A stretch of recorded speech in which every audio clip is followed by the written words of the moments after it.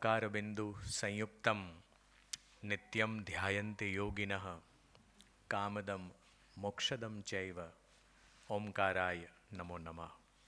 Gujarat વિશ્વકોશ trust Shri ભદ્રંકર વિદ્યાદીપક વ્યાખ્યાન શ્રેણી અંતર્ગત આજે આપણે સૌ ક્રિએટિવિટી સફળતાનો રાજમાર્ગ એ વિષય પર શ્રી અર્પણ યાજ્ઞિકને સાંભળવા માટે એકત્રિત થયા છીએ. ત્યારે અર્પણભાઈને આપણે તાળીઓથી વધાવીએ. સૌપ્રથમ વિશ્વકોશની પ્રણાલી પ્રમાણે વિશ્વકોશ ગાનની પ્રસ્તુતિ કરવા માટે હું બેન શ્રી અલ્પાબેન શાહને વિનંતી કરીશ. અલ્પાબેન વિશ્વકોશનું ગાન કરશે. આપણે મંત્રમુગ્ધ બનીને એ ગાનમાં સંમિલિત થઈએ. શ્રી અલ્પાબેન શાહ. અહીં જ્ઞાન સૂર્ય સંચરે આપણું ચિત્ત પ્રકાશિત કરે. અહીં જ્ઞાન યજ્ઞ સહુ કરે ચિત્તનું વિશ્વ વિકાસિત કરે. શબ્દ પ્રકાશે અર્થ ઉજાશે. શબ્દ પ્રકાશે અર્થ ઉજાશે. તર્ક મર્મના સહજ વિકાસે. જ્ઞાનામૃત નિર્ઝરે અર્ઘ્ય સૌ સત્યદેવને ધરે. ધન્ય ગુર્જરીની શુભ દ્રષ્ટિ વિશ્વકોશની એવી સૃષ્ટિ. તમસ તાપ સંહરે અંતરે સુખ સમજણનું ઠરે. રેવા જળશી શક્તિદાયિની સત્ય સમુદા મુક્તિદાયિની. વિશ્વ વિહારજ કરે શીલ સત્વ સંહરે. ગુર્જરી વિશ્વરૂપને વરે. ગુર્જરી વિશ્વરૂપને વરે. ગુર્જરી વિશ્વરૂપને વરે.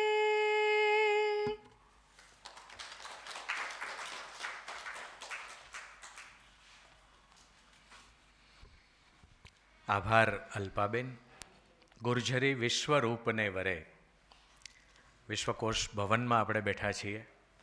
1985થી શરૂ થયેલી આ જ્ઞાન યજ્ઞની પ્રવૃત્તિ આજે 40મા વર્ષમાં પ્રવેશી છે.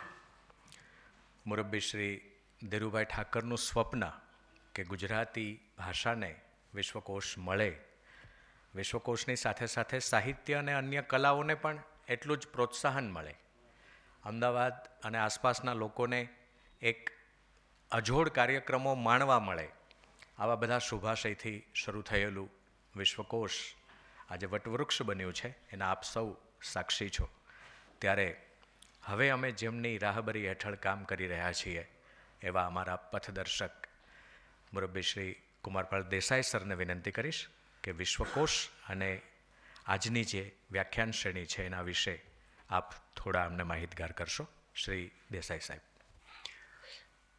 પ્રિય અર્પણ અને સ્વજનો, ગુજરાત વિશ્વકોશ ટ્રસ્ટ એક સર્જનાત્મકમાંથી એક જુદા વિચારથી, ક્રિએટિવિટીના વિચારથી થયેલું સર્જન છે. ધીરુભાઈ ઠાકરને એક વિચાર આવ્યો કે ગુજરાતને પોતાનો વિશ્વકોશ હોવો જોઈએ. એમણે જોયું કે મરાઠીમાં 2 વિશ્વકોશ, હિન્દીમાં 3 વિશ્વકોશ અને ગુજરાતીમાં એકે વિશ્વકોશ નહીં. અને પછી એક વિચાર લીધા પછી, જેને કહીએ કે જીદ કહો તો જીદ, જનૂન કહો તો જનૂન, પ્રયાસ કહો તો પ્રયાસ ને પુરુષાર્થ કહો તો પુરુષાર્થ. પણ એમણે અમને બધાને બોલાવ્યા, હું એમનો વિદ્યાર્થી, અને કદાચ આ સંસ્થામાં હું એમ માનું છું કે ગુરુ શિષ્ય પરંપરા જેમ સંગીતમાં ચાલે છે એમ જ આ સંસ્થામાં ચાલે છે. કારણ કે મોટાભાગના થોડાક મારા વિદ્યાર્થીઓ છે, થોડા ધીરુભાઈના વિદ્યાર્થીઓ છે. તો એમાંથી આ વિશ્વકોશનું સર્જન કર્યા પછી અમે એને હવે ઓનલાઈન કર્યો છે. લગભગ 1 મહિનાની અંદર 3.5 લાખ લોકો એનો ઉપયોગ કરે છે વિશ્વકોશનો. પછી અમને એક નવો વિચાર આવ્યો કે એક સંસ્થા જે 33 વર્ષથી ચાલતી અને રતિલાલ ચંદરિયા નામના પણ બહુ મોટા ઉદ્યોગપતિ જેને ભાષા માટે અપ્રતિમ પ્રેમ, એણે 33 વર્ષ પહેલાં શરૂ કર્યું, મારા મિત્ર. અને તમે જુઓ તો એને એટલી બધી ધગશ કે મારે આખો કોષ, જોડણી કોષ હોય કે ભગવદ્ ગોમંડળ હોય, આ બધાને મારે ઓનલાઈન મૂકવા છે. અને એમને 30 વર્ષની મહેનત પછી 45 લાખ શબ્દોવાળો આ લેક્સિકન તૈયાર કર્યો. પણ હવે એમના પરિવારના જે સભ્યો છે બધા વિદેશ રહેતા હતા, એટલે પછી એમણે વિશ્વકોશને કહ્યું, અને આપણે એ પણ અત્યારે વિશ્વકોશ દ્વારા ચાલે છે. એમાં ક્વિઝ આવે, ગુજરાતી ગીતોની વાત હોય, એમાં વિરુદ્ધાર્થ શબ્દો હોય, એમાં જોડણીના શબ્દો હોય, અને મેં આપને કહ્યું તેમ આખો ભગવદ્ ગોમંડળ અથવા સાર્થ જોડણી કોષ ગાંધીજીએ કરેલો એ પણ મળે. આવી રીતે ઓનલાઈનના કેટલાક કાર્યક્રમો શરૂ કર્યા. દર રવિવારે અહીંયાથી ગીત આવે, બાળકો માટેનું કથા આવે, એ રીતે પણ ચાલે. કોષની જે પ્રક્રિયા છે એમાં બાળ વિશ્વકોશ કર્યો. આ એક બહુ મોટું કામ છે કે ગીજુભાઈ આપણા જે ભાવનગરમાં હતા અને મુછાળી મા તરીકે જાણીતા, એમણે લખેલું ગુજરાતને પોતાનો બાળ વિશ્વકોશ હોવો જોઈએ. અને એના 10 ભાગ થયા. ચંદ્રકાંત શેઠનું નેતૃત્વ મળ્યું. એ પછી પણ પરિભાષા કોષ થયો. હમણાં તાજેતરમાં તબીબી વિજ્ઞાન કોષ થયો. એટલે આપણે ડૉક્ટર પાસે જઈને ડૉક્ટર એમ કે કાને કંઈક પ્લાઝમાનો પ્રશ્ન છે, અહીંયા ડૉક્ટર જ બેઠા છે આમ તો મારી આગળ, પણ પ્લાઝમાનો પ્રશ્ન છે, આપણને આ પ્લાઝમા શું એ કંઈ ખબર જ ના હોય ને. ત્યારે એ તમને આ કોષમાંથી જુઓ એટલે ખબર પડે કે આ કઈ વસ્તુ છે કે શું છે. એ કોષ એ શિરીન શુક્લાએ, જે આપણા કેન્સરના નિષ્ણાત, સંસ્કૃત ભાષાના પણ એટલા જાણકાર, એમને પોતાના કેટલાય વર્ષોની મહેનત પછી તૈયાર કર્યો, જે હમણાં જ વિશ્વકોશે પ્રગટ કર્યો. નારી કોષ ચાલી રહ્યો છે, સંતકોષ થાય છે, આવા બધા કોષ ચાલે છે. વ્યાખ્યાન માળાઓ કેટલીય ચાલે છે. આ ભદ્રંકર વિદ્યાદીપક વ્યાખ્યાનમાળા, જેનો પ્રારંભ અમે કર્યો, લગભગ હું માનું છું કે અમે કલકત્તામાં અમારું એક વિશ્વકોશનું વિમોચન રાખેલું, કલકત્તાની અંદર રવિન્દ્ર ભવનમાં. સપન મજમુદાર કરીને બહુ મોટા વિદ્વાન એના વિમોચન માટે આવેલા. અને ત્યારે CK મહેતા નામના એક બહુ સજ્જન પુરુષ ઉદ્યોગપતિ, એમણે કહ્યું કે કુમાર પણ મને કંઈક લાભ આપો. એ હંમેશા આ શબ્દ જ વાપરતા. એ બધું લાભ તો તમને શું આપું, પણ અમદાવાદમાં જરાક પરિસ્થિતિ એવી છે કે જે વ્યાખ્યાનો યોજાય છે એ 5 વાગે હોય તો 5:30 વક્તા આવે, 5:45 સાંભળનારા આવે, 6 વાગે માંડ ભેગું થાય અને 1-1.5 કલાક લંબાઈ જાય. એટલે મેં કીધું મારે આ પરિસ્થિતિમાંથી પરિવર્તન લાવવું છે કે ભાઈ વક્તાનો પરિચય પણ ઘણીવાર કેટલાક લોકો 20-25 મિનિટ સુધી આપે, એટલે આપણને એમ થાય કે વક્તા કોણ છે એ જ ખબર ના પડે, આ પરિચય આપનાર છે કે આ વક્તા છે. આ પરિસ્થિતિમાં મારે સુધારો લાવવો છે ને એટલે પછી અમે આખું આયોજન કર્યું કે વિશ્વકોશ ગીત આવે, આ વાત થાય, પરિચય અપાય અને પછી વક્તવ્ય શરૂ થાય. આજે આ ભદ્રંકર વિદ્યાદીપક વ્યાખ્યાન શ્રેણીના 350થી પણ વધારે વ્યાખ્યાનો દર મહિનામાં 2 વખત એ યોજાતા રહ્યા છે. આવી જ રીતે અમારે અનેક એવોર્ડ્સ આપવામાં આવે છે. આ બધી પ્રવૃત્તિઓ ચાલે છે. મારે આપને કહેવું જોઈએ અને આપને આનંદ થશે કે લોકો ગુજરાતને વગોવે છે. હું આપને કહું છું કે ગુજરાતમાં જેટલો કલા પ્રત્યેનો પ્રેમ છે એટલો બીજે ક્યાંય નથી. આપણે ઉદ્યોગ છે, વેપારી પ્રજા છે, એમ કરીને આપણી કંઈક શું પરિસ્થિતિ ઊભી કરીએ ખબર નથી, પણ ગુજરાતમાં કલા માટેનો, શુભ પ્રવૃત્તિ માટેનો, સારા કાર્ય માટેનો એટલો બધો પ્રેમ છે. અત્યારે પણ મેં આપને કહ્યું તેમ સંતકોશ, નારીકોશનો જે પહેલો ભાગ અમે તૈયાર કર્યો, તો જેવો તૈયાર કર્યો એવો જેમને અમને કહેલું કે મારી ઈચ્છા છે આ તૈયાર કરો, મા સર્વેશ્વરી છે હજી પહેલો ભાગ તૈયાર કરીને એમને મોકલી એટલે કહ્યું કે હવે બધા ભાગ મને જ આપજો, મારે જ એની મદદ મારા તરફથી જ થશે, બીજા કોઈને નહીં કહેશો. એટલે આ જે પ્રેમ છે, એટલે મારે આપણે કહેવું છે કે એક પણ પ્રકારની જાહેરાત વગર, કોઈ ફંડ ફાળા વગર, કોઈ એવી જાહેરાત કે અહીંયા તમારી તકતી મૂકવામાં આવશે, જરા 1 લાખ રૂપિયા આપો, એવી કોઈ જાહેરાત વગર આપોઆપ આ પ્રજાની સ્વયંભૂ પ્રવૃત્તિ છે. અને એટલે ગુજરાતમાં આ વિષયમાં પ્રજાને કેટલો પ્રેમ છે એનો પણ આપણને અનુભવ થાય છે. અને પ્રેમ શબ્દ આવે એટલે મને અર્પણ બહુ યાદ આવે. એને મારે એક દોસ્તી છે એની સાથે, અને એવી સરસ વ્યક્તિ છે, એવા એના વિચારો છે અને એવા એના કાર્યો છે કે હું ખરેખર બહુ પ્રસન્ન છું એનાથી. એની પાસે તમે બેસો. અમે થોડા વખત પહેલાં આપણે મારે કહેવું જોઈએ કે અહીંયા અમે એક ભય નિવારણની વર્કશોપ રાખેલો, 40 વર્ષની વયથી નીચેના. ઘણા વડીલોએ મને ફરિયાદ પણ કરી કે વધારે ભય તો અમને લાગતો હોય છે કે હવે આગળ શું થશે. એટલે હવે એક બીજી ભય નિવારણની શિબિર એ અહીંયા છે ત્યારે અમે રાખી છે. પણ એના કરતાં સૌથી મોટી વાત કે એક વ્યક્તિ સતત વિચારતો હોય, વર્તમાન પરિસ્થિતિને વિચારતો હોય, માનવ જીવનને વિચારતો હોય, આપણી જીવનની શૈલીને વિચારતો હોય, અને એ આપણને શું આપી શકે. આ સર્જનાત્મકતા વિશે વાત કરીએ પહેલાં મારે ખૂબ એમનો આભાર માનવો છે અને એમનું અભિવાદન કરવાનું ડૉક્ટર પ્રીતિબેન શાહને કહું છું.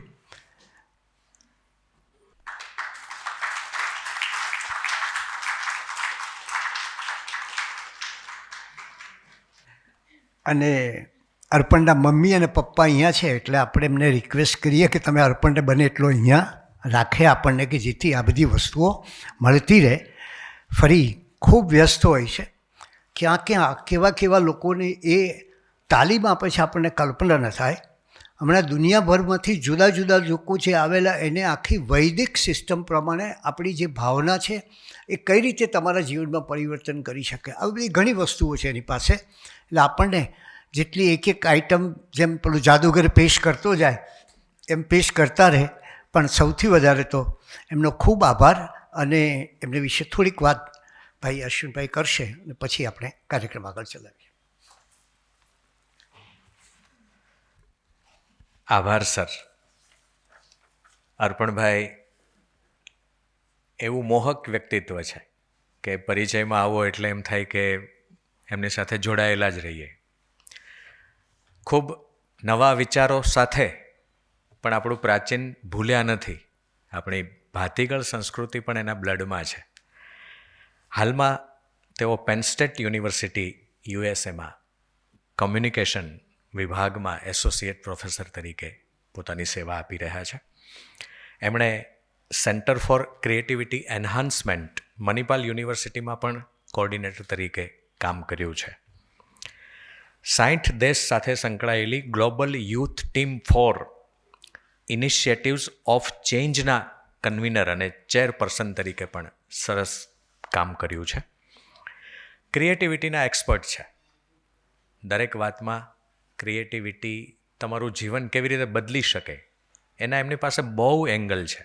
એ જુદા જુદા એંગલથી તમને ક્રિએટિવિટી ક્યાં મદદરૂપ થઈ શકે અને ક્રિએટિવિટી કેવી રીતે વધારી શકાય, આમ તો ગોડ ગિફ્ટ છે પણ એનો પણ વધારો થઈ શકે એ વિષય એમણે અનેક પિયર રિવ્યુડ જર્નલમાં આર્ટિકલ્સ લખ્યા છે.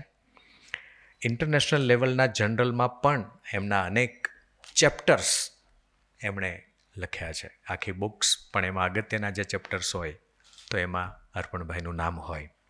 આમ કોઈ પણ વક્તાનો સાચો પરિચય એનું વક્તવ્ય જ છે. આ તો બધો એમનો સ્થૂળ પરિચય છે. હું એમને એક શેરથી આવાહન આપીશ.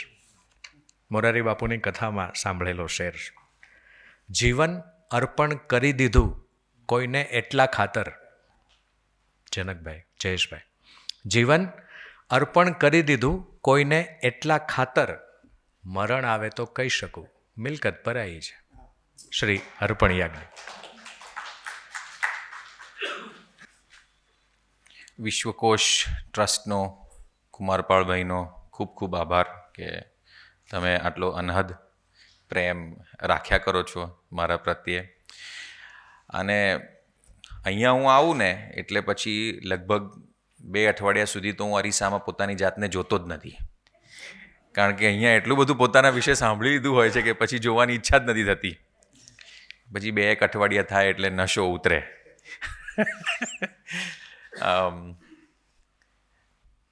આ નશો ગમે બહુ છે, પણ મારે આની ટેવ નથી પાડવી.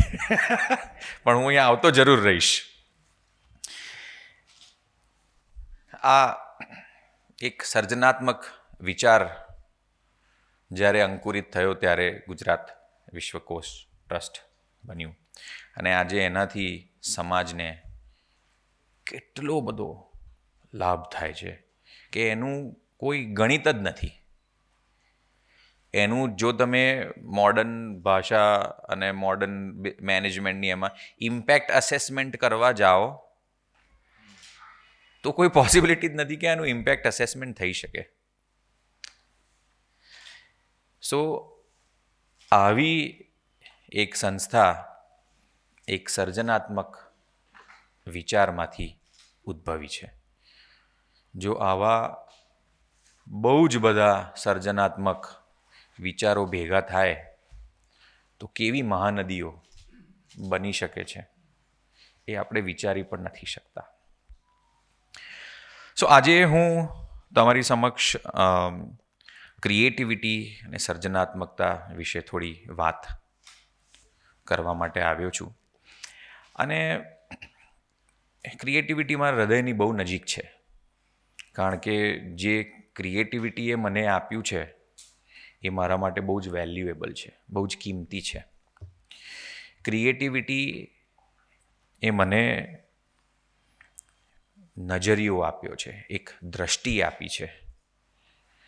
મારી જે પોતાની દ્રષ્ટિ છે એનાથી પર જઈને બીજાની દ્રષ્ટિથી, કોઈ બીજાની ના હોય તોય એવી નવી દ્રષ્ટિથી જીવનને જોવાની, પરિસ્થિતિઓને જોવાની, બીજા વ્યક્તિઓને જોવાની એક દ્રષ્ટિ આપી છે.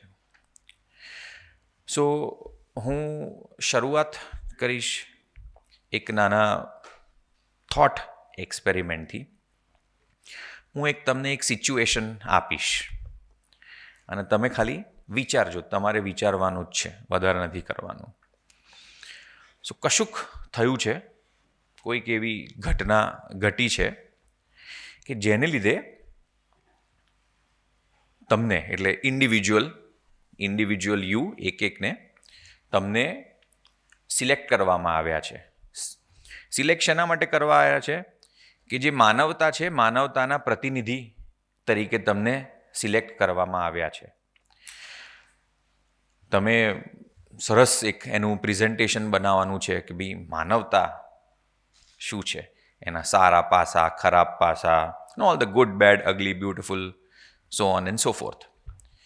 હવે માનવતાના પ્રતિનિધિ તરીકે તમને એક અંતરિક્ષ યાનમાં બેસાડવામાં આવશે અને એક્ઝો પ્લેનેટ સિસ્ટમમાં મોકલવામાં આવશે. એક્ઝો પ્લેનેટ સિસ્ટમ એટલે આપણું જે સૌરમંડળ છે એની બહારના પણ જે બીજા સૌરમંડળ હોય એમાં તમને મોકલવામાં આવશે. ત્યાં તમે જશો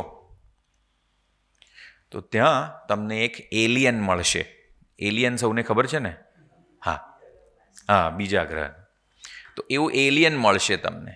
એ એલિયનને તમારે જે પણ તમે તૈયાર કર્યું હોય એ તે બધું તમારે એને કહેવાનું. ભાઈ અમારી માનવતા બહુ સરસ છે, આટલું સારું કામ કરે છે, આ કરે છે, તે કરે છે, થોડા વોર પણ કરે છે અને થોડુંક નહીં કરવા જેવું જે પણ એ તમારે, અને તમે બહુ જ અદ્ભુત કામ કર્યું માનવતાના પ્રતિનિધિ તરીકે. હવે એ જ અંતરિક્ષ યાનમાં તમે બેઠા, પાછા પૃથ્વી પર આવ્યા. પૃથ્વી પર બી ક્યાં? અમદાવાદમાં બી ક્યાં? ગુજરાત વિશ્વકોશ ટ્રસ્ટમાં. અહીંયા તમે ઉતર્યા ને પાછા હોલમાં આવ્યા. હવે મારો પ્રશ્ન તમને લોકોને એ છે કે તમે ત્યાં જે એલિયનને મળ્યા એ એલિયન કેવું દેખાતું હતું? એ એલિયનનો રૂપ રંગ કેવા હતા? સો હું તમને પ્રશ્ન પૂછીશ, તમે લોકો ખાલી હાથ ઉપર કરજો. જો પ્રશ્નનો જવાબ હામાં હોય તો હાથ ઉપર કરજો. તમે જે એલિયનને મળેલા અને જેને બધું તમે પ્રેઝન્ટ કર્યું એ એલિયનને માથું હતું? હા, તો હાથ ઉપર કરજો, અથવા તો જોરથી હા બોલજો એટલે માઇકમાં એ આવે. હતું. અચ્છા, એ એલિયનના હાથ પગ હતા? એ એલિયનને કંઈક આંખો કે એન્ટીના કે મોઢા જેવું કંઈ હતું? હા, કંઈ વાંધો નહીં, આંખો કેવું હતું? હા. હવે એલિયન હતો કે તમે જ હતા? જો એલિયનને પણ આંખો હોય, માથું હોય, હાથ પગ હોય, તો હવે આ એલિયન થયો કે પછી માનવ જ થયો? અહીંયા મુદ્દાની વાત એ છે કે આપણા સૌમાં એક દરિદ્રતા છે. આ દરિદ્રતા આપણે કોઈ દિવસ એને દરિદ્રતા તરીકે જોતા નથી. આ દરિદ્રતા છે વિચારોની. It is the poverty of ideas. નવા વિચારોની જે દરિદ્રતા છે ને, એ સૌથી ખરાબ દરિદ્રતા છે. આપણા દેશનો, આપણા પ્રદેશનો વારસો જો તમે વિચારો તો વિચારોની દરિદ્રતા ક્યારેય નહોતી આપણામાં. પણ આજે વિચારોની દરિદ્રતા છે. પણ એનો મતલબ એ નથી કે તમે એનું કારણ છો. હજી સુધી તો તમે એના વિક્ટિમ છો. જે પોવર્ટી ઓફ આઈડિયા જે છે, that is because of the lack of exercising your creative freedom. તમને એક સર્જનાત્મક વિચારવાની જે સ્વતંત્રતા છે એનો ઉપયોગ નહીં કરવાને લીધે આ દરિદ્રતા છે. જે ક્રિએટિવ ફ્રીડમ જેને કહેવાય, આપણે એનો ઉપયોગ જ નથી કરતા. એના પણ કારણો છે જે હું તમને જણાવીશ.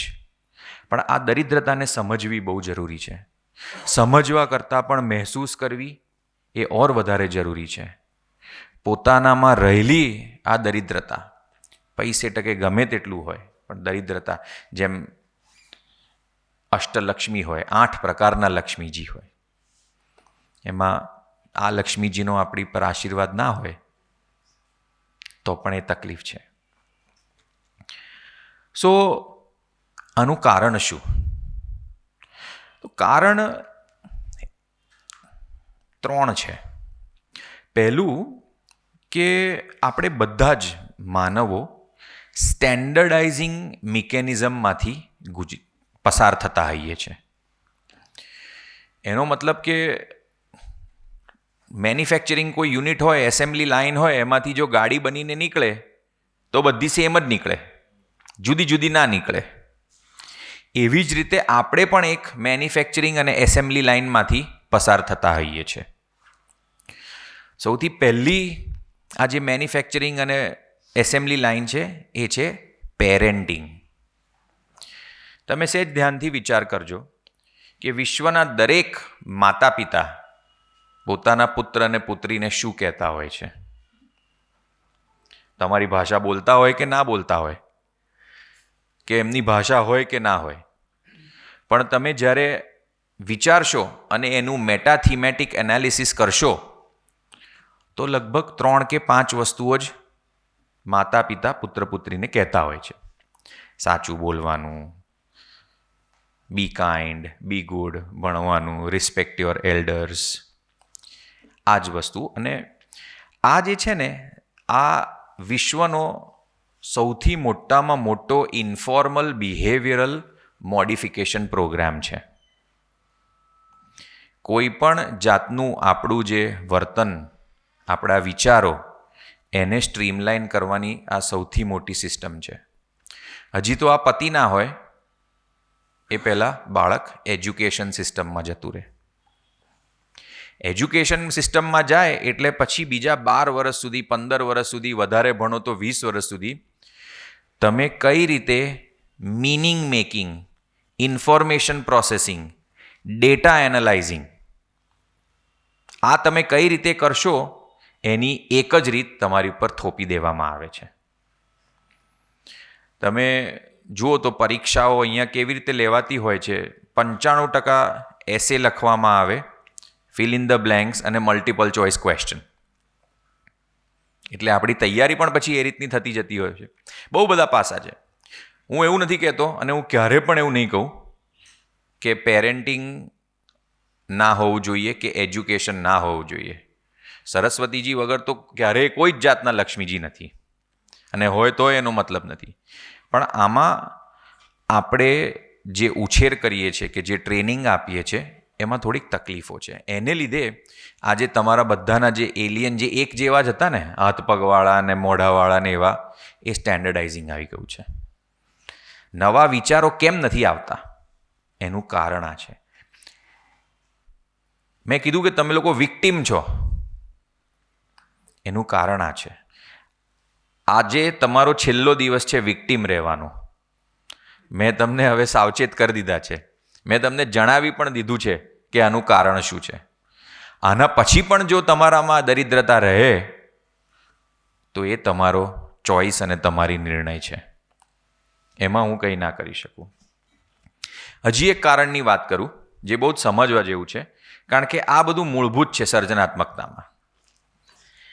આપણે લોકો કોગ્નિટિવ માઇઝર્સ છીએ. માઇઝર એટલે પેલું કે ને એક કંજૂસ. કોગ્નિટિવલી માઇઝર છીએ. હવે એનું કારણ તમે જુઓ તો આખું જે આપણું શરીર જે છે, આપણી ફિઝિયોલોજી જે છે, એમાં મગજ જે આપણું છે એ સૌથી વધારે એનર્જીની જરૂર એને પડે. હવે એટલી બધી એનર્જીની એને જરૂર પડતી હોય એટલે એ બની ગયું છે એફિશિયન્સી મશીન. મગજને એકદમ એફિશિયન્ટ હોવું પડે. દર વખતે ધારો કે હું હવે આ કેમેરાને જોઉં ને દર વખતે મારે આખું પહેલેથી છેલ્લે સુધી આ કેમેરા સુધી લર્નિંગનું આવે તો એ ના ચાલે. એટલે આપણું મગજ, આપણી બુદ્ધિ હ્યુરિસ્ટિક્સ ઊભા કરે. હ્યુરિસ્ટિક્સને સરળ શબ્દોમાં કહું તો મેન્ટલ શોર્ટકટ. કોઈ પણ વસ્તુને તમે જુઓ કે પરિસ્થિતિને તમે જુઓ એટલે મેન્ટલ શોર્ટકટ. આપણે નહીં, ઘણી જગ્યાએ તમે આ અનુભવ કર્યો હશે કે અમુક મંદિર હોય કે બિલ્ડિંગ હોય કે સંસ્થા હોય, ત્યાં એ લોકોએ રસ્તો બનાવ્યો હોય પણ તો એ લોકો તો સાઈડમાંથી કાપીને નાની એક પગદંડી હોય ને ત્યાંથી જ જતા હોય. એ લોકો એવા શોર્ટકટ ઊભા કરી દીધા હોય. ગમે તેટલું તમે એ કરો. ઘણી વખત મહેમાનો તમે આવ્યા હોય ને તમારે ત્યાં, તો ગમે તેટલું તમે એને કહો કે ભાઈ બહારના રૂમમાં જઈને બેસો ને તો એ બધા રસોડામાં જ આવીને ઘૂસે. અને તમને એવું થાય કે અલા ભાઈ બહાર રહો ને, મને કરવા દો ને, તૈયારી કરવાની છે. આ બધું human beings are dull, uninspiring and predictable. હું ફરીથી રિપીટ કરીશ. Human beings are dull, uninspiring and predictable. કારણ કે સર્જનાત્મકતા નથી. સો કારણ કે આપણે કોગ્નિટિવ માઇઝર્સ છીએ, આપણે બહુ જ હેવીલી હ્યુરિસ્ટિક્સ, મેન્ટલ શોર્ટકટ્સ ઉપર રિલાય કરતા હોઈએ છીએ. એટલે એને લીધે આપણે પછી પ્રેડિક્ટેબલ બની જતા હોઈએ છીએ. અને ક્રિએટિવિટીમાં આપણે દર વખતે થોડું નવું વિચાર્યા કરવું પડતું હોય. એ આપણા મગજને ગમે નહીં, કારણ કે એને એનર્જી વધારે વાપરવી પડે. હવે એને એનર્જી વધારે વાપરવી પડે એટલે એને તકલીફ થાય. એને તકલીફ થાય એટલે શું કરે? એ રિએક્ટન્સ ઊભું કરે. રિએક્ટન્સ એટલે આપણું જે મગજની અંદરનું જે કેમિકલ કોમ્પોઝિશન હોય ને એને સહેજ બદલી નાખે. મારો ક્લાસ ભણાવું છું પેન સ્ટેટ યુનિવર્સિટીમાં. પેન સ્ટેટ યુનિવર્સિટીના ઇતિહાસમાં આ એક જ ક્લાસ છે જે એક્સક્લુઝિવલી સર્જનાત્મકતા ઉપર ડેડિકેટેડ છે. ત્યાં પહેલું અઠવાડિયું, બીજું અઠવાડિયું, 3 અઠવાડિયા સુધી પેટમાં દુખે, માથું દુખે, આમ બરાબર જી ગભરાય ને એવું બધું થાય. કારણ કે કોઈ દિવસ આવી રીતે મગજનો ઉપયોગ જ ના કર્યો હોય. પહેલી વખત જ્યારે પાવાગઢ આપણે ચડીને નીચે ઉતરે પછી કેવા પગ ધ્રુજે, કે કોઈ પણ કે પેલા જીમમાં ગયા હોય તો કેવું બધું દુખે. એવી રીતે મગજમાં પણ થાય. મગજને ગમે નહીં એટલે દુખાડે તમને. પછી કે રહેવા દે, નથી હવે આમાં બહુ મારે નથી વાપરવું, આ થઈ ગયું. પછી અલગ અલગ બહુ જ તે વખતે બહુ જ બધા સર્જનાત્મક એક્સક્યુઝિસ પણ આવે આ નહીં કેમ કરવાનું એના માટે. અને એ છેવટે તમને કરવા ના દે. આપણે બહુ જ ગુલામી આપણા મગજની સ્વીકારી લીધી છે. આપણે આપણી બુદ્ધિ અને મગજના બહુ જ મોટા ગુલામ છીએ. મગજ અને બુદ્ધિ આપણી એ આપણા માટે કામ કરવી જોઈએ, પણ અહીંયા આનું રિવર્સ થઈ ચૂક્યું છે. એ જેમ ચલાવે, એ જેમ નચાવે, એમ જ આપણે નાચતા આવીએ છીએ. અને એને સર્જનાત્મકતા બિલકુલ ના ગમે, કારણ કે એમાં એને વધારે કામ કરવું પડે. સો આ કારણ છે દરિદ્રતાના. પછી મેં કીધું કે 3 કારણો છે. બીજા 2 કારણો છે સાયલોઝ ઓફ સેફટી અને કોન્ફાઇન્સ ઓફ કોન્ફોર્મિટી. સરળ ભાષાનો ઉપયોગ કરું તો ટ્રેન્ડ અને ટેમ્પલેટ. ટ્રેન્ડ, આજે ફેશનના ટ્રેન્ડ જે હોય ને, એક જમાનામાં બેલ બોટમનો હતો, પછી ટાઈટ પેન્ટનો આવ્યો, પછી પાછો જતો રહ્યો, પછી પાછો આવે. એ જે જમાનામાં આપણે છે ને ટ્રેન્ડને ફોલો કરવા બહુ ગમે. આપણે જીવન પણ જેમ જીવીએ છીએ ને એ ટ્રેન્ડ ફોલો કરતાં જીવીએ છીએ. ટેમ્પલેટ એટલે હવે ગુજરાતીમાં ટેમ્પલેટને શું કહેવાય મારે વિચારવું પડશે, પણ ધારો સાચો.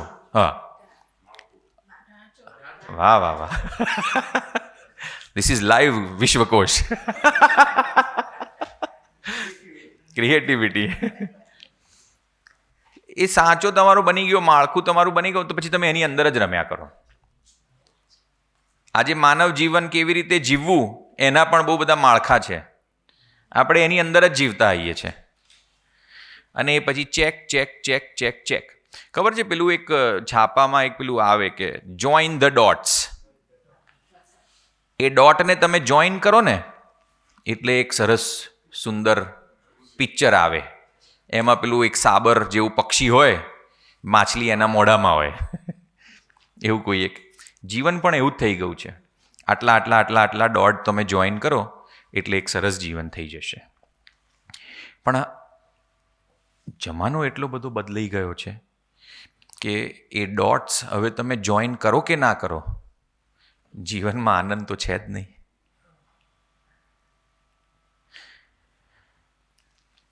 સો સાયલોઝ ઓફ સેફટી અને કોન્ફાઇન્સ ઓફ કોન્ફોર્મિટી. આપણે ટ્રેન્ડ્સ અને ટેમ્પલેટમાં જ જીવતા રહીએ છીએ. તમને એવું લાગતું હશે કે આ ભાઈ સર્જનાત્મકતા વિશે વાત કરવા આવ્યા છે, પણ એના વિશે વાત જ નથી કરતા હજી સુધી. એનું કારણ એ છે કે જ્યાં સુધી આ તમને ના ખબર પડે અને આમાં ને આમાં જ તમે જો રમ્યા કરતા હો, તમે લખોટી જ રમો છો, તો પછી ક્રિકેટની તો ક્યાં વાત જ આવી. કારણ કે ઘણાને લાગતું હોય કે હું તો બહુ ક્રિએટિવ છું.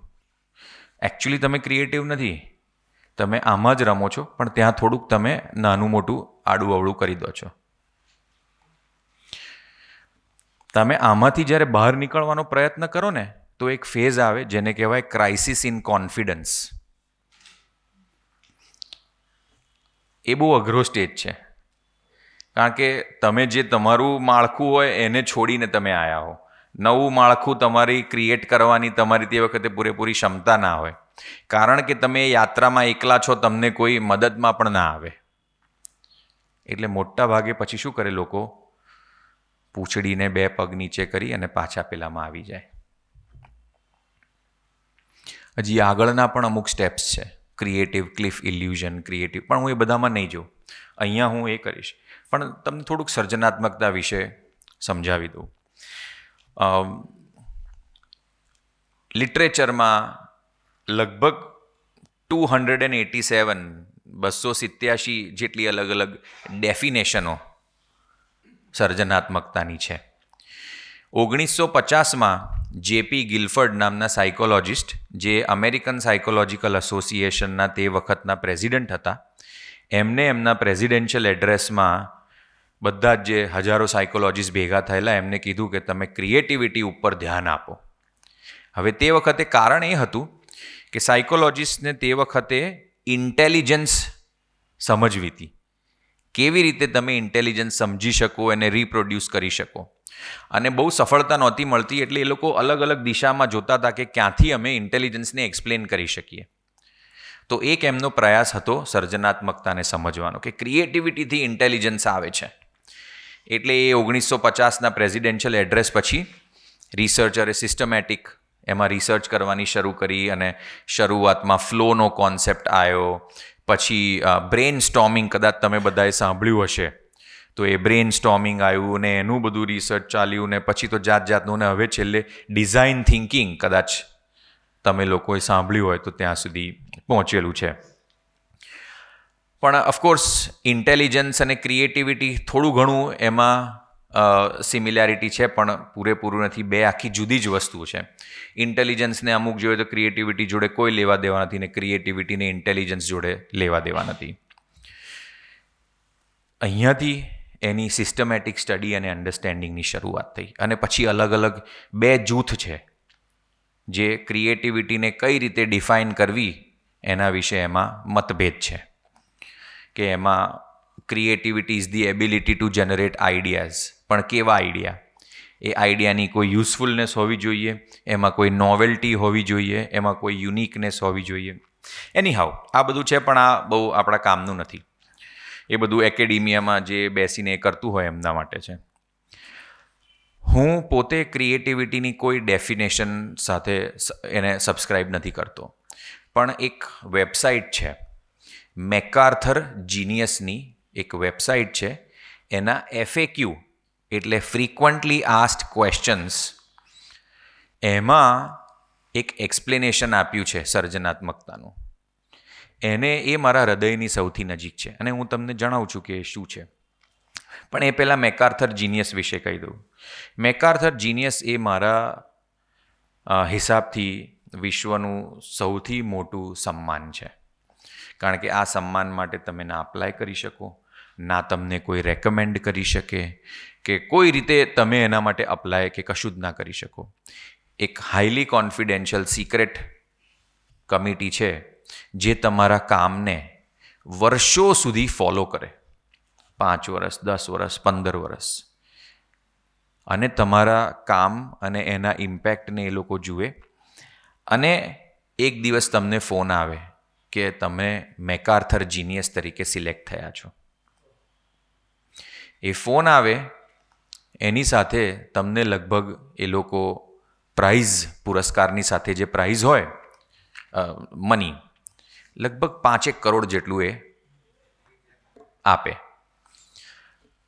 એની રકમ મહત્ત્વની નથી, પણ એ રકમ છે ને તમને નો સ્ટ્રિંગ્સ અટેચ્ડ તરીકે મળે. એટલે અમે તમને આ રકમ આપીએ, એની સામે તમારે અમને આ કરીને આપવાનું એવું નહીં. અમે તમને આ રકમ આપી, તમારે જે કરવું હોય તે કરો.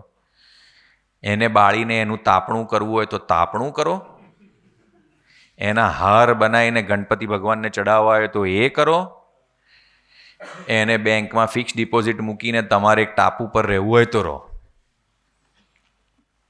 This is the real honour. આજે કોઈ પણ વ્યક્તિ તમને પૈસા આપે તો એ પૈસાની સાથે અપેક્ષા બંધાયેલી હોય, ભાઈ એની તમે આટલું મને કરીને આપજો. એટલે આ સૌથી હાઈએસ્ટ ઓનર છે. તો એમાં લખેલું છે કે creativity is the drive and the ability. એટલે બે વસ્તુ છે, એક ડ્રાઈવ અને બીજું છે ability. So creativity is the drive and the ability to connect the seemingly unconnected. Creativity is the drive and the ability to connect the seemingly unconnected. એવી વસ્તુઓને જોડવાની કે જે તમને એવું લાગે કે નહીં આ જોડાઈ શકે છે, કે આમાં કંઈક છેડા અડતા હશે.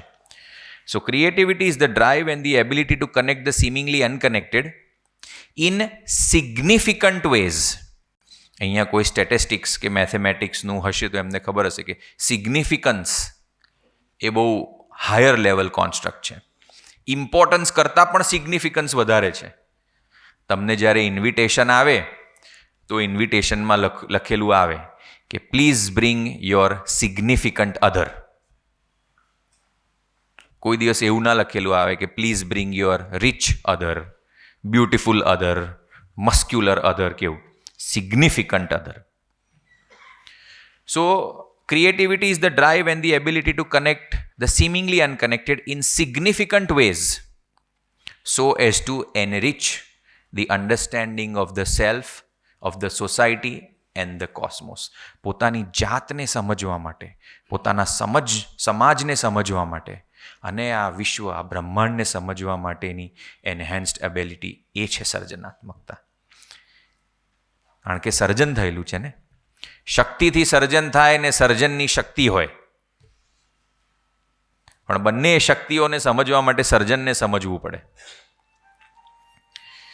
સો આ અન્ડરસ્ટેન્ડિંગ છે, અને એ બહુ અલગ અલગ રીતે પ્રકાશિત ઓર મેનિફેસ્ટ થતી હોય છે.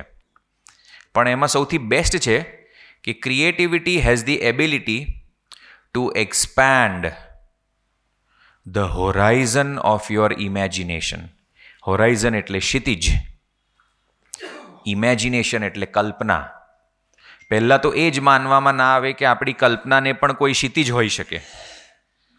પણ જો કોઈ ક્ષિતિજ હોય, એ ક્ષિતિજને પણ પાછળ ધકેલી દેવા માટેની જો કોઈ શક્તિ છે તો એ સર્જનાત્મકતા છે.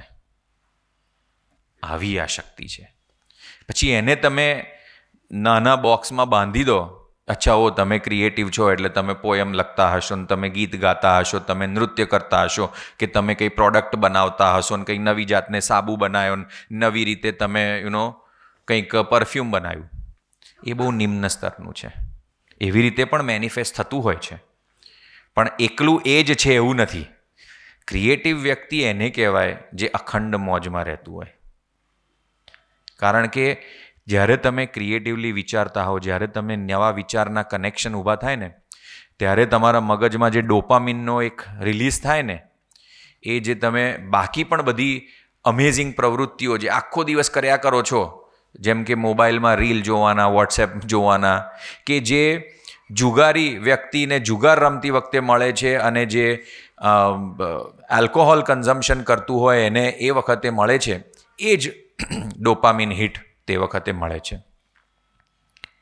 It is the same level of high. એટલે એનો પણ એક અલગ અખંડ મોજ, એક નશો છે. આપણે વાત કરીને રીલની, કંઈ વાંધો નહીં, it's all right. No worries, absolutely not. કોઈને એવું કરવું ના હોય, થઈ જાય કોઈક વાર.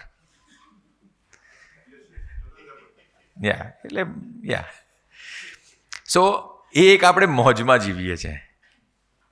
આ છે ક્રિએટિવિટી. અશ્વિનભાઈએ કીધું કે ક્રિએટિવિટી તો ગોડ ગિફ્ટ છે. બહુ જ સાચી વાત કીધી. આપણે બધા જ એ સર્જન શક્તિને લઈને પેદા થઈએ છીએ, પણ પછી આપણે જે પેલી જે એસેમ્બલી લાઇનમાંથી જઈએ છીએ ને, એને લીધે જતી રહે છે. સો હું અહીંયા તમને ક્રિએટિવિટી આપવા નથી આવ્યો. આજે હું સમુદ્રને જઈને કહું, સમુદ્ર, હું તને પાણી આપવા આવ્યો છું, તો એમાં મૂર્ખ કોણ સાબિત થાય? હું છું જ, મૂર્ખ જ છું, કારણ કે અલ્પજ્ઞ છું. પણ હું તમને સર્જનાત્મકતા આપવા નથી આવ્યો. હું તમને એનો અહેસાસ કરવા આવ્યો છું કે આ સર્જન શક્તિ, આ સર્જનાત્મકતા તમારામાં છે, એનો મહેરબાની કરીને ઉપયોગ કરો. આજે જે કલરના વાળ મને દેખાઈ રહ્યા છે અહીંયા મોટા ભાગના ઓડિયન્સમાં, છાપામાં પેલી મંગળવાર તો નહીં પણ બુધવાર કે ગુરુવારની પૂર્તિ આવતી હોય તો પેલું અલ્ઝાઇમર્સ ને એ બધાની બહુ વાતો આવતી હોય છે. આ કરો તો અલ્ઝાઇમર્સ નહીં થાય ને આવું નહીં કરો તો. સર્જનાત્મકતામાં થોડા ઘૂસી જાઓ, ક્યારેય અલ્ઝાઇમર નહીં થાય. કારણ કે મગજના એટલા બધા, જેમ આમાં શું થાય કે જ્યારે જેમ જેમ તમે જીવનની અમુક ઘરેડમાં જાઓ ને, એટલે આપણું મગજ ઘણા બધા એના જ્ઞાનતંતુઓનો ઉપયોગ ના કરે, કારણ કે એફિશિયન્સીને લીધે. સો આપણે અમુકથી વધારે ઉંમર થઈ હોય કે અમુક પ્રવૃત્તિમાંથી થોડા નિવૃત્ત થઈ ગયા હોય તો રોજ રોજ નવા લોકોને મળવાનું ના થાય, નવી વાતચીત ના થાય, નવા વિચારો ના થાય. અને દરેક વખતે વાંચેલું અને જોયેલું સારું અને સાચું હોય એ જરૂરી પણ નથી. પણ આવી રીતે સર્જનાત્મકતાથી તમે બધી કોઈ પણ પ્રવૃત્તિ કરો કે એ ટાઈપની એક્ટિવિટીમાં ઇન્વોલ્વ થાય તો બીજા ઘણા બધા જ્ઞાનતંતુ, એટલે હંમેશા કદાચ તમે વાંચ્યું હશે કે બીજી એક નવી ભાષા શીખો. હવે હું જે નેક્સ્ટ જે કહેવાનો છું એ પ્લીઝ ધ્યાનથી સાંભળજો. તમે જે જગ્યાએ બેઠા છો, ગુજરાત વિશ્વકોશ ટ્રસ્ટ, એનામાં ગુજરાત વિશ્વકોશ ટ્રસ્ટમાં એટલી એબિલિટી છે કે જે ભાષા તમે વર્ષોથી બોલી છે, લખી છે, જાણી છે, એને જ આખી નવી કરીને, કારણ કે શબ્દનો ભંડોળ જ અહીંયા એટલો મોટો છે, રિચનેસ. આ તમે સોનાની ખાણમાં બેઠા છો. એટલે ઇવન તમે અહીંયા આવીને પણ ઘણી બધી શબ્દોની સાથે રમત કરશો ને તો વિચારોની સાથે રમત એમનેમ થવા માંડશે. અમે એક પ્રવૃત્તિ કરીએ ક્લાસમાં કે ABCDEFG એવા 26 લેટર છે. આજે આખું ઇંગ્લિશ વર્લ્ડ જે છે એ 26 લેટરના પરમ્યુટેશન કોમ્બિનેશનમાં જ ચાલે છે. અને એમાં એ બધા પૂરેપૂરા પરમ્યુટેશન કોમ્બિનેશન નથી. એક એમાં લેટર જો વધારે જોડી દઈએ, 27મો લેટર, તો કેટલું બધું તમે વધારે જોડી શકો છો. કેટલું બધું વિશ્વ જે આપણે સમજતા જ નથી, જાણતા નથી, જોતા નથી, કારણ કે એના માટે આપણી પાસે કોઈ શબ્દ નથી, એ પણ એમાં જોડાઈ શકે છે. Connecting the seemingly unconnected. So creativity એક ફિનિક્સ ફોર્સ છે. ફિનિક્સ એક મિથિકલ બર્ડ છે કે જે એની અમુક ઉંમર થાય એટલે પોતાની જાતને બાળી નાખે. એ બાળી નાખે, કોઈ પણ વસ્તુ બળે એટલે એમાંથી રાખ ઉત્પન્ન થાય. એ રાખનો ઢગલો થાય અને રાખના ઢગલામાંથી જ પોતાની જાતને ઊભું કરે. તો આજે ક્રિએટિવિટી એ ફિનિક્સ ફોર્સ છે. કેમ? કારણ કે એનામાં એટલી શક્તિ છે કે તમારું નવસર્જન થઈ શકે. શરીરનું ના થાય, અહીંયાથી થાય. શરીરનું નવસર્જન કરવાની એ શક્તિ કોઈ બીજા પાસે છે, પણ અહીંયાથી પોતાનું નવસર્જન કરવાની શક્તિ તમારી પાસે છે.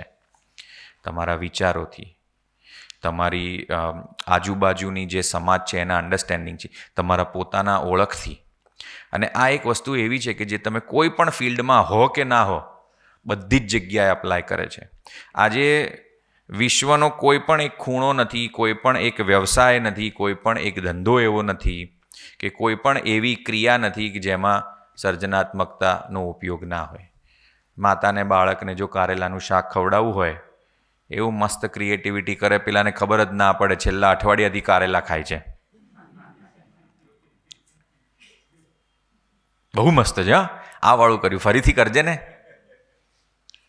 સર્જનાત્મકતા નથી તો શું છે? પેરેન્ટિંગ. આજે તમે યુદ્ધ, કોઈ પણ યુદ્ધ લઈ લો, જેટલા તમે ભણ્યા હશે, યુદ્ધમાં પણ ક્રિએટિવિટી છે. સામેવાળાને કેવી રીતે તમે ચેસ રમો તો એમાંય ક્રિએટિવિટી છે. શિક્ષણ તો બાળકોને કઈ રીતે ભણાવવું કે એમને રસ પડે, એ પણ ક્રિએટિવિટી છે. હું હમણાં કહેતો કે એકાઉન્ટિંગ હંમેશા મને કહે કે ભાઈ અકાઉન્ટિંગમાં તો એમાં શું હતું, આંકડા આમ તેમ. આજે તમે સહેજ વિચારો, જેટલી ક્રિએટિવિટી એકાઉન્ટિંગમાં છે ને એટલી કોઈ જગ્યાએ નથી. તો દરેકે દરેક પ્રોફેશનમાં છે. રોકેટ ઉપર પહોંચાડવું હોય, નીચે ખોદીને એનો ખનિજ બહાર કાઢવું હોય,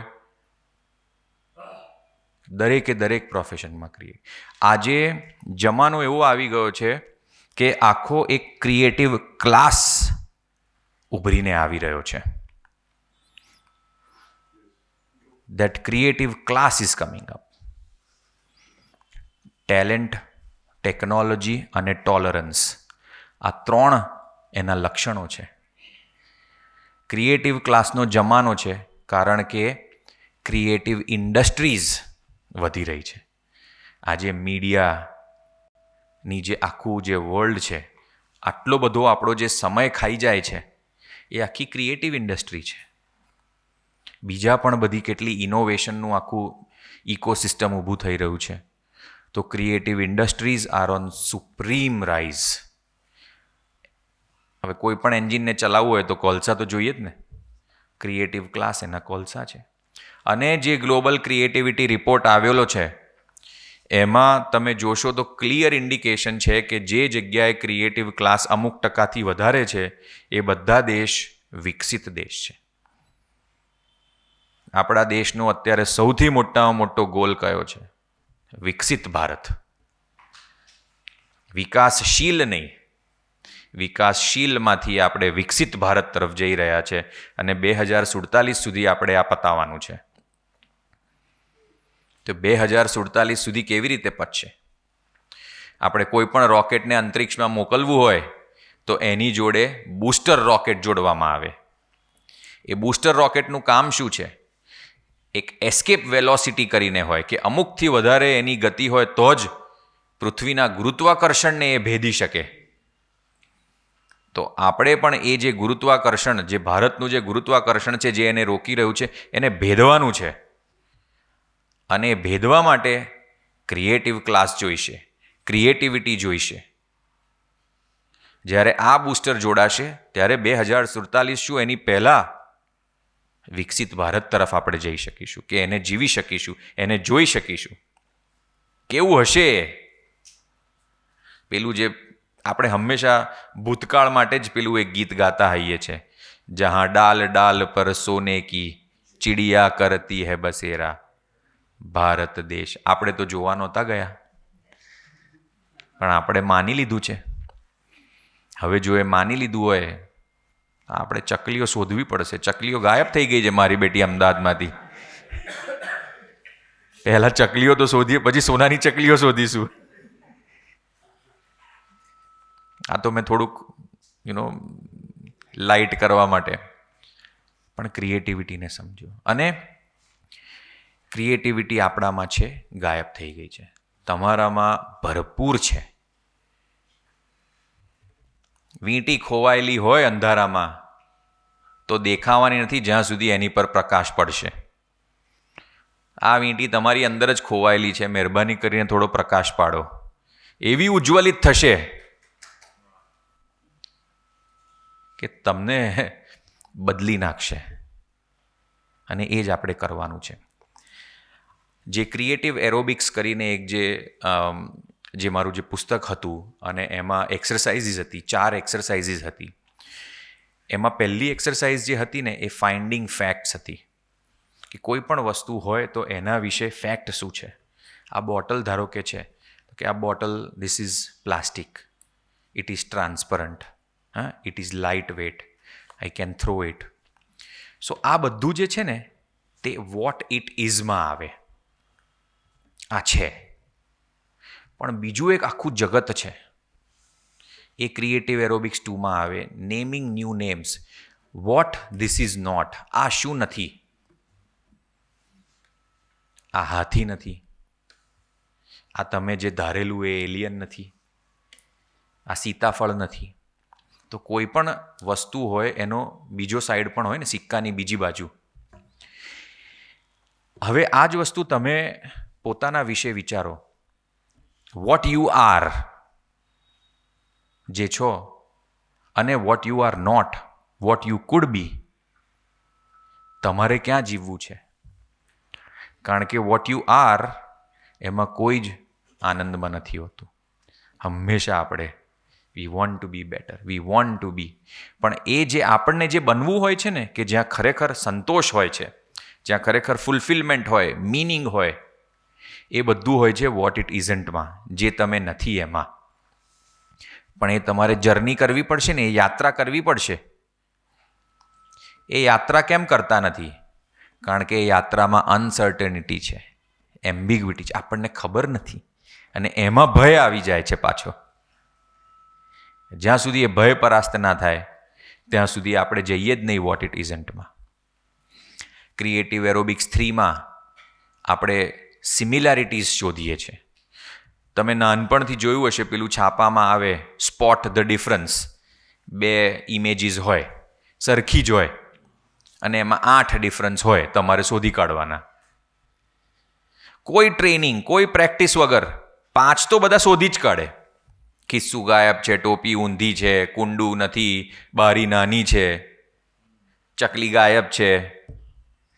રાઈટ? આપણી ટ્રેનિંગ જ આ થયેલી છે ડિફરન્સીસ શોધવાની. તરત જ મારાથી અશ્વિનભાઈ જુદા કેવા છે, આ આપણી ટ્રેનિંગ છે. પણ એની રિવર્સ ટ્રેનિંગ શું? મારામાં ને અશ્વિનભાઈમાં સિમિલારિટી શું છે? તમે સહેજ ડીપ વિચાર કરશો કે દુનિયાની મોટા ભાગની તકલીફો આ સ્પોટ ધ ડિફરન્સમાં જ સમાયેલી છે. મારાથી આ વ્યક્તિ જુદું કેમ છે એમાં જ બધી તકલીફોનું મૂળ છે. હું જો થોડોક મારી દ્રષ્ટિ અને દર્શન બદલું આ વ્યક્તિ અને મારી વચ્ચે સિમિલારિટી શું છે, બહુ બધા સામાજિક ઇસ્યુ સોલ્વ થઈ જશે. પણ એના માટે સર્જનાત્મકતા જોઈએ, રીવાયરિંગ જોઈએ મગજનું. અને છેલ્લી જે એક્સરસાઇઝ છે ને એ તમે એમ્બિગ્વિટી અને અનસર્ટન્ટી, કારણ કે વોટ ઇટ ઇઝન્ટમાં જવાનું છે ને, અંધારી જગ્યાએ જવાનું છે, તો એમાં એને કેવી રીતે તમારે બિફ્રેન્ડ કરવી, એની જોડે કેવી રીતે મિત્રતા કરવી, એના વિષય છે. આજે એટલો બધો આપણી પાસે એવો સમય નથી કે હું છેક સુધી બધી જ વસ્તુમાં અંદર ડિટેલ સુધી કહું, પણ આ એક જર્ની છે, આ એક યાત્રા છે. અને યાત્રા આપણે આપણા વોટ ઇટ ઇઝમાંથી વોટ ઇટ ઇઝન્ટમાં જવાનું છે, what I am to what I am not. અને એમાંથી પછી જે ડિસ્કવરી થાય એ અનબિલિવેબલી અમેઝિંગ હોય છે. સો ક્રિએટિવિટી દરેક ક્ષેત્રમાં તમને મદદરૂપ થઈ શકે, એ પોટેન્શિયલ છે. પણ જો સૌથી વધારે મદદરૂપ થાય ને તો એ પોતાની જાતને ડિફાય કરવામાં. સહેજ એક થિયરીની વાત કરું તો ટ્રાયંગ્યુલર થિયરી ઓફ ક્રિએટિવિટી છે. ટ્રાયંગ્યુલર એટલે ત્રિકોણ, એમાં 3 ભાગ છે. પણ creativity is all about defying, DEFY, defying 3 વસ્તુ. આ કઈ 3 વસ્તુ છે? ડિફાઈંગ ધ સેલ્ફ. સેલ્ફ કેમ? કારણ કે આપણે પેલા મેન્ટલ શોર્ટકટના બની ગયા હોય ને હાઈવે, એને ડિફાય કરવાના છે, એ હ્યુરિસ્ટિક્સને તોડવાના છે. પછી ડિફાઈંગ ધ ક્રાઉડ અને ડિફાઈંગ ધ ઝાઇટગાઇસ્ટ. ઝાઇટગાઇસ્ટ એટલે તમારા જે પ્રોફેશનના, તમારા જે રિલેટેડ લોકો હોય એને કરીને, અને ક્રાઉડ એટલે સામાન્ય. આજે બધાની ક્રિએટિવિટી આઇન્સ્ટાઈનના લેવલની નથી હોતી કે એનાથી આખી દુનિયાને ખબર પડી જાય કે ગુરુત્વાકર્ષણ કે આપણા અમુક ઋષિમુનિઓએ જે કરેલું છે. ક્રિએટિવિટી અલગ અલગ લેવલ, અલગ અલગ સ્તર ઉપર થતું હોય છે. ઘણી ક્રિએટિવિટી પોતાની જાતને બદલી નાખે, ઘણી સમાજને બદલી નાખે, અને ઘણી વિશ્વની સમજને બદલી નાખે. It is the ability to connect the seemingly unconnected. એટલે એવું ના માનશો કે આમાં તમે કશું નવું કર્યું છે, પણ એવું સમજજો કે જે કોઈએ જોયું નથી એ મેં જોયું છે.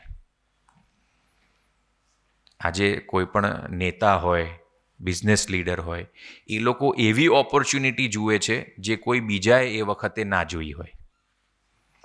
એને કહેવાય ક્રિએટિવ આઉટલુક. કારણ કે એ લોકો એવા છેડા અડાડી શકે છે ને જોઈ શકે છે જે તમને નથી દેખાતું. આપણને ઘણી વખત એવું થતું હોય ને, બૂમ કરી મૂકે, મમ્મી મારું ટી શર્ટ નથી મળતું, મમ્મી મારું ટી શર્ટ નથી મળતું. મમ્મી કહે કે ભાઈ આ રહ્યું ખાનામાં જ મૂક્યું છે ગડીવાળીને, મને નથી મળતું, મને નથી દેખાતું, મને મોડું થાય છે, અને આમ તેમ આપણે થોડું કરીએ.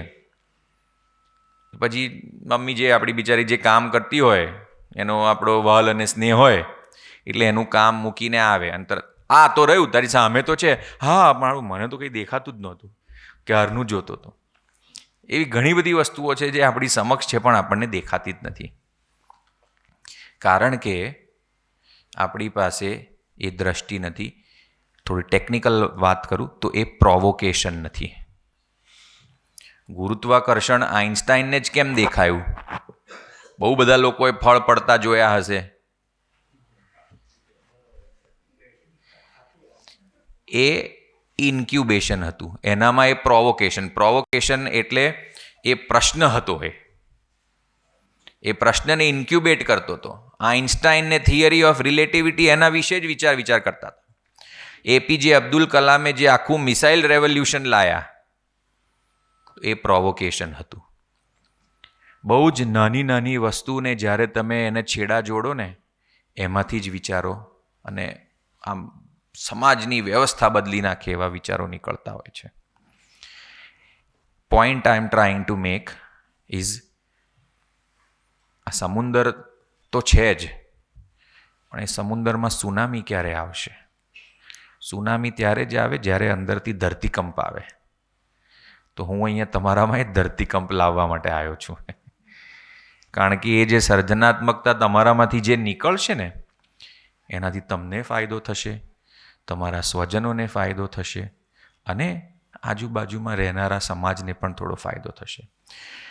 અને મારા મતે તમારા હિસાબથી જે પણ રીતે ફાયદો ધંધાકીય હોય કે વ્યવસાયિક હોય કે આધ્યાત્મિક હોય, જે પણ હોય, પણ મારા હિસાબથી જો કોઈ સૌથી મોટો ફાયદો થઈ શકતો હોય ને તો એ કે જો આજુબાજુમાં થોડા લોકો સ્માઇલ કરી શકતા હોય ને હસી શકતા હોય ને તમારી સર્જનાત્મકતાથી, એનાથી વિશેષ કોઈ ફાયદો નથી. બહુ બધા લોકો એવા છે જે અઠવાડિયાઓ અને મહિનાઓ સુધી હસતા જ નથી. એકલી ચકલીઓ નથી ખોવાઈ, અટ્ટાહાસ્ય પણ ખોવાઈ ગયું છે. તમે જ વિચાર કરો 2024માં કેટલી વખત તમે પેટ છૂટીને હસ્યા છો કે આમ ગાલ દુખી જાય, આંખમાંથી પાણી નીકળવા માંડે. ક્યારે એવું છેલ્લું હસેલા? માનવીના જીવનમાંથી અટ્ટાહાસ્ય અને સ્મિત જતું રહે તો માનવી શેનો? ઇન્દ્રધનુષમાંથી એના 2 રંગ જતા રહે તો ઇન્દ્રધનુષ શેનો? એટલે હવે તમે વિચાર કરો તમારે કેવા ઇન્દ્રધનુષ અને તમારે કેવા માનવી બનવું છે. મારી આજુબાજુ જો લોકો હસતા ના હોય તો હું હસવાનું છોડી દઉં, કારણ કે ટ્રેન્ડ મારે ફોલો કરવાનો. નેચરલ મારી ટેન્ડન્સી એ છે. આપણે તો ટ્રેન્ડને ભૂકા બોલાવી દેવાના છે. અહીંયા તો ચાલે તોડી નાખી, ભાંગી નાખી, ભૂકા બોલાવી દે છે. તો સર્જનાત્મકતાનો સૌથી સારો ઉપયોગ, સદુપયોગ જેને કહેવાય, તો એ છે સ્મિત અને હાસ્ય લાવવામાં. અને એવું હશે જે તમારા અંદર ચાલ્યા જ કરશે. હમણાં જ ઉત્તરાયણ આવીને ગઈ ને, એટલે અમુક કેવી હોય પતંગો, આમ ઠુમકા એનો થોડી વાર માર્યા જ કરવા પડે. અને અમુક પતંગો એવી હોય જે પેલી કે આસમાની હવામાં ઉડતી હોય. જે વ્યક્તિ સર્જનાત્મકતાને ઓળખીને જોડાઈ ગઈ હોય એ પછી પેલી આસમાની હવામાં ઉડતી હોય.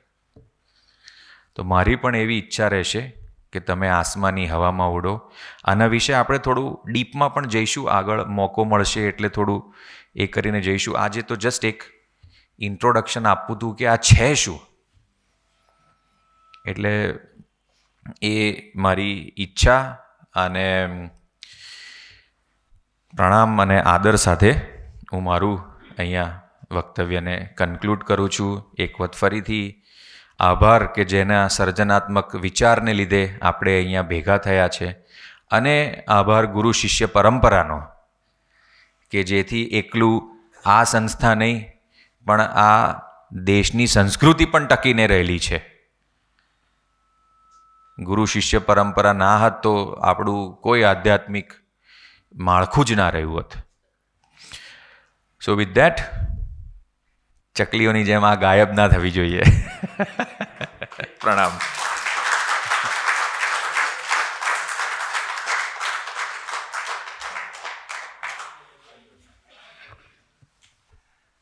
ખૂબ સરસ.